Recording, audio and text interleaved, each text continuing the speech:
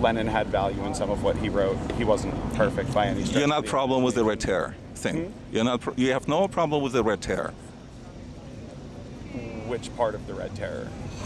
Well, the red terror is terror. Just the word itself should scare the heck out of anyone. The red terror. I mean, that's the start of a revolution. Red terror. I mean, really. I mean, I also look up to the Jacobins, who were by no means perfect. I'm not for Jacobins. I'm not talking about French Revolution. I mean, we know Robespierre. We know what happened, with the French Revolution. Like any of these so-called socialist egalitarian revolutions, egalitarianism doesn't work as as far as I'm concerned. Okay. Do you believe in egalitarianism? Yes, and that's our first disagreement, is that as a syndicalist, I believe that all shops should be union-run without a boss. I believe that the union should control the shops. Okay, so let me stop for a second. See, again, you're talking about the consequence. You're talking about the business that had been created by someone. Let's say we live, let's say that your fantasy comes true. We live in a country where everything belongs to the workers. So the workers are responsible for everything. They're responsible for running businesses. They're responsible for creating businesses. So how would you know which business to create? I mean, how, in your mind, how is that going to work? How do we know which business to create now? Trial and error. Trial. It's the exact same system. Trial and error. How many businesses fail under capitalism? Well, a lot, exactly. But who's going to be responsible? I mean, how is it going to work? You're going to force me to create, let's say 10 people got together. I mean, I'll make it simple. 3 people, 2 people got together. You think that this is the right approach, and I think this is the wrong approach. Okay. What are we going to do? You think that we're going to make money? I think we're going to lose money. Then we don't enter into business together. So there are 3 people, and 2 people say yes, 1 person says no. But we have to contribute equally, and then business fails in the end. I think you're overestimating my willingness to use force to make you do something. Then how can we come to any agreement? I mean, if you disagree, are you kind of allowed? Do you allow dissent? Are you allowed to have dissent? Yeah, absolutely. You're allowed to have dissent. Yeah. Okay, let's say we create, for argument's sake, successful business. Okay, we're making money. Okay. Now, business obviously. Why do we still have money? We don't need any money. You're talking about the society with no money. Is that what you're advocating? Correct. Like communism, no money? I'm advocating late-stage communism. And how am I going to jump to I mean, I can write and read a whole bunch of books. I mean, it doesn't matter that there's a guy with the name Karl Marx, Engels. I mean, all these creepy people wrote a whole bunch of books. Besides them, I'm sure they've written a whole bunch of other books. It just happened that Lenin happened to implement Marxism-Leninism. He picked that particular book. Correct. We know what the end result is.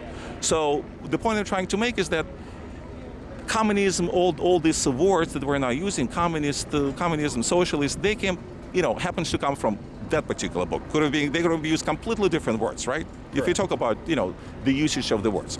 So now we have the real system. If you say that they're failing, let's assume that they are right. Let's say that it's failing. Now you're gonna jump all of a sudden to the moneyless egalitarian society. How is that going to be accomplished? Okay, so we're seeing the starts of a shift like that happening in places like Rojava right now. Where? Rojava. What is that? Free Kurdistan is what it's commonly referred to as. Free Kurdistan. Okay, so the revolution is going to start in Kurdistan. Okay. No, I'm saying that Rojava... Did you meet any Kurds, by the way? No. I did. Really? Yeah, I did. I know 2 Kurdish people. Okay. But, and I see, by the way, Palestinian flags. They're big friends of Israel. They love the Israelis. They see a lot of parallels between them and the Israelis. But it's kind of, different issue. The issue for Rojava right now is that they need support from anywhere they can get it. Wait a minute. Hold on. If a society needs support, we're not asking. As a capitalist, we create wealth. We're not asking for anybody's support. So That's right not true. there, of course it's not. Then why do we give support? What's that? Why do we give support? Well, but we're not asking for any support. As a system itself to be sustained, we're not asking for any. We create wealth. Capitalism creates wealth. Right there, you're saying that there's Rojava, whatever it's called, that needs help. But there's also a difference between a nation that is a year old and a nation that is 300 years old. Not really, but okay, go ahead. So there's They're not. Rohava. The U.S. needed aid in the beginning. Not really. Not really. I mean, when we came over here, I mean, I'm sure you know history. We received aid from every enemy of the UK. But I'm sure you know the history that the Pilgrims, the first settlers that came over here, they did experiment with socialist kind of ideals that you're advocating, and it almost failed. America almost never happened because of that. Eventually, they changed the system to what we would call today capitalist system.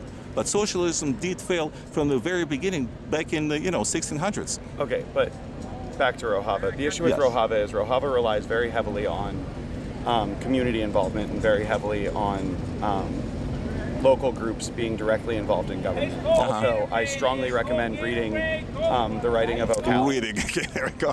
Okay. No, the writing of O'Callaghan, who wrote their Constitution. Okay.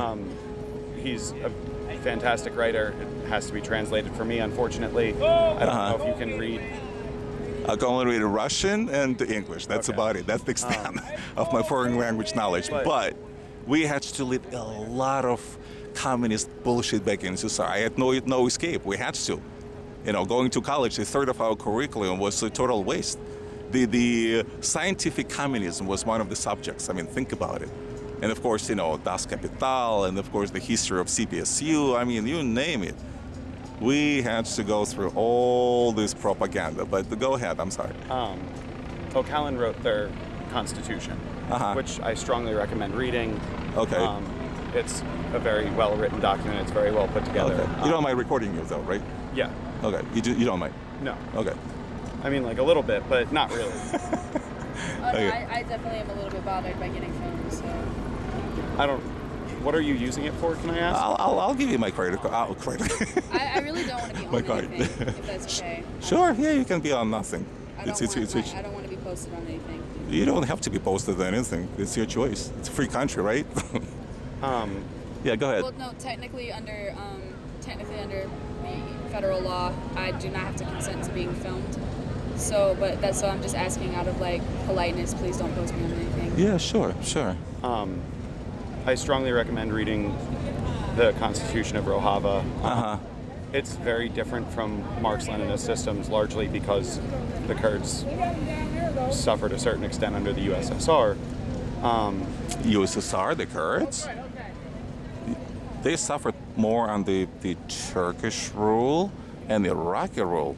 I mean, the guy who was gassing the Kurds was Saddam Hussein. Still is Erdogan, yeah, he's still fighting the PKK. I mean, I asked about this, the Kurds about their, what is it called, PKK or PKK and PKK? YGT.